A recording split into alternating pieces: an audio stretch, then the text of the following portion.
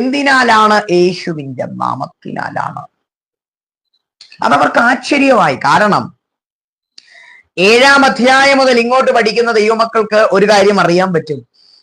ശിഷ്യന്മാരുടെ ഇടയിൽ തങ്ങളിൽ ആർ വലിയവൻ എന്നുള്ള ചോദ്യം വരാൻ തുടങ്ങി. Praise the Lord. അത് മുഖേന മത്സരബുദ്ധി ആയതുകൊണ്ട് തന്നെ അവരുടെ വാക്കുകൾക്ക് അശുദ്ധാത്മാക്കൾ കീഴ്പ്പെടുന്നത് നിൽക്കുവാൻ തുടങ്ങി. നോക്കുക, കുറച്ചു മുമ്പ് ഞാൻ പറഞ്ഞതുപോലെ യേശു കർത്താവ് സൗഖ്യമാക്കുക ആ കുഞ്ഞിനെ ശിഷ്യന്മാർ പലവട്ടം ആ കുഞ്ഞിന്റെ തലയിൽ കൈവയ്ക്കുകയും ആ കുഞ്ഞിനു വേണ്ടി പ്രാർത്ഥിക്കുകയും തുടർന്നുണ്ടായ സംഭവങ്ങളിൽ ആ കുഞ്ഞിന് യാതൊരുവിധ മാറ്റം വരികയോ ആ ഭൂതം അതിന്റെ ശരീരമിട്ട് ആ കുഞ്ഞിനെ ദണ്ഡിപ്പിക്കുകയല്ലാതെ ആ കുഞ്ഞിനു മേലൊരു മാറ്റം കൊണ്ടുവരാൻ ശിഷ്യന്മാർക്ക് കഴിഞ്ഞില്ല. കാരണം അവരുടെ ഉള്ളിലുള്ള മത്സരബുദ്ധിയാ. ഇതിനകത്തുനിന്ന് ആദ്യത്തെ ദൂത് ഞാൻ കൈമാറാം. മത്സരബുദ്ധിയോടുകൂടെ ദൈവസന്നിധി